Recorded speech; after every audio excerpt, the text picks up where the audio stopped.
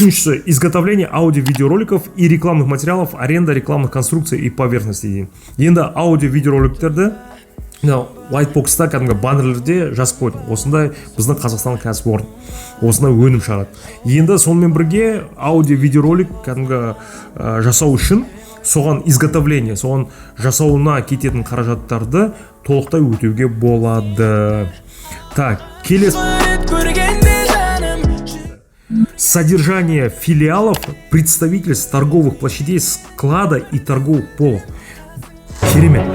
Енді айтып жатырмын ғой, көптеген бағдарламалардың ішінде мүмкіндіктер көп, бірақ неліктен біздің көп кәсіпкерлер осы бағдарламаларға осыны енді біз пайдаланып жатыр, керемет екен, әлі де түсініксіз. Оны да әрі қарай зерттейтін боламыз. Не себептен?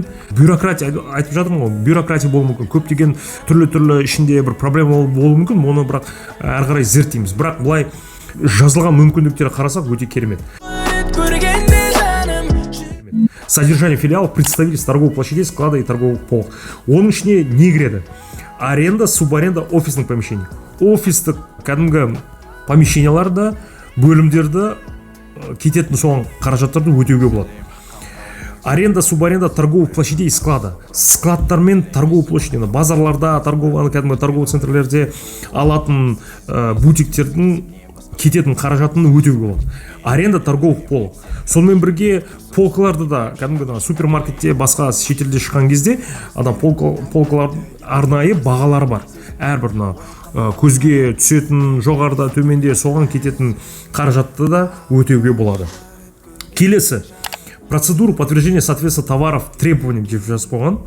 Оның ішіне не кіреді?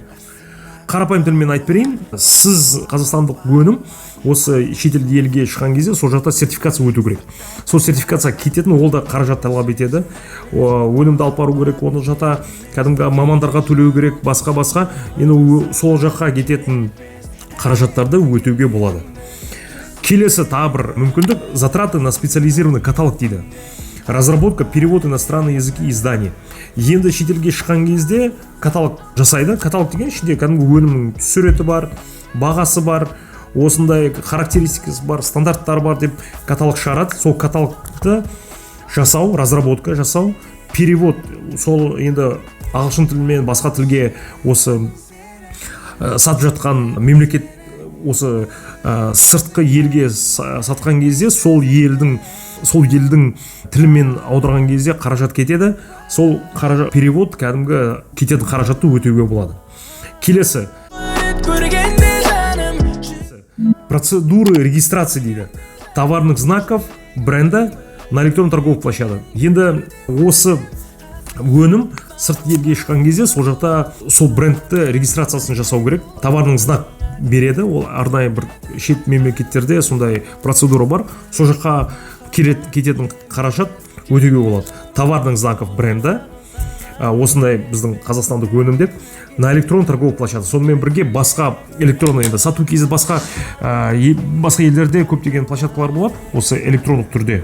Біздің енді Қазақстанда OLX дейміз, Market KZ дейді, басқа шет мемлекеттерде де бізге ұқсаған сондай площадкалар бар. Сол жаққа кететін қаражатты да ол енді қаражат талап етеді. Соған кететін шығындарды өтеуге болады. Келесі. Процедуры получения разрешения. Оның ішіне не кіреді? Затраты, связанные с проведением процедур получения разрешения по использованию объектов исключительных прав. Франчайзинг за рубежом. Енді біздің қазақстандық өнім шықты. Енді сол өнімді басқа елде франшизамен арқылы сатуға болады. Сол жақта көптеген біздің компаниялардың партнерлары болады. Солар біз сіздің Қазақстан өнімінің франшизасын алайық.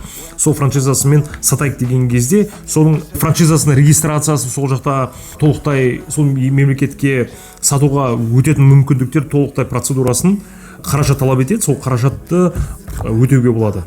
Келесі. Прохождение зарубежной сертификации аккредитации. Оның ішіне не кіреді? Затраты, связанные с прохождением зарубежной сертификации, аккредитации, инспекция объектов.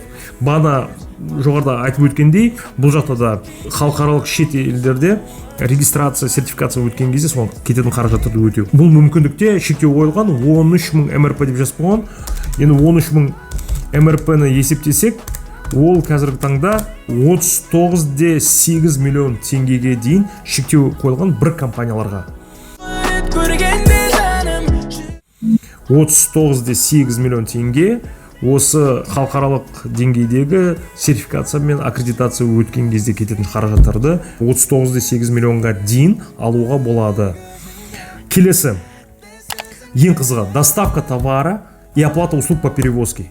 Енді біздің өнімді әрі қарай шетелге апару, сол жақта соған кететін қаражаттардың кәдімгі доставкасы мен оплата услуг по перевозке. Ол самолетпен, ол немен жеткізу мүмкін, фуралармен жеткізу мүмкін, басқа темір жолдармен жеткізу мүмкін. Соған қараңыздар, ішіне не кіреді? Автомобильный, кәдімгі біздің фуралармен жеткізген кезде кететін шығындарды өтеу. Железнодорожный, бағана мен айттым, вагондармен жіберген кезде. Воздушный, кәдімгі самолетпен, морским транспорттан, өздеріңізге белгілі паромдармен жіберген кезде. Организация перевозок. Енді қосымша сервистік қызмет, енді соны апару үшін кәдімгі компаниялар бар, соны кәдімгі логистический компания дейді, соған кететін шығындарды өтеуге болады. Тамаша. Енді бұл жақта да шектеу қойылған. Бұл жақта қанша алуға болатынын есептесек, 229,7 миллион теңге шектеу қойылған. Осы сомаға дейін алуға болады. 229,7 миллион теңге. Қараңыздар, осы керемет мүмкіндіктер осындай біздің экспортқа шығатын, біздің қазақстандық өнімді сыртқа шыққан кездегі кететін қаражаттарды жабу, өтеу осындай мемлекет тарапынан бар екен. Соны Кастрейт арқылы, нацкомпания арқылы алуға болады. Енді оны әрі қарай біз қосымша зерттейтін боламыз. Сәлем, қалың қалай менің сұлуым, я бұл сенің баяғы тұрақсызда бұрын.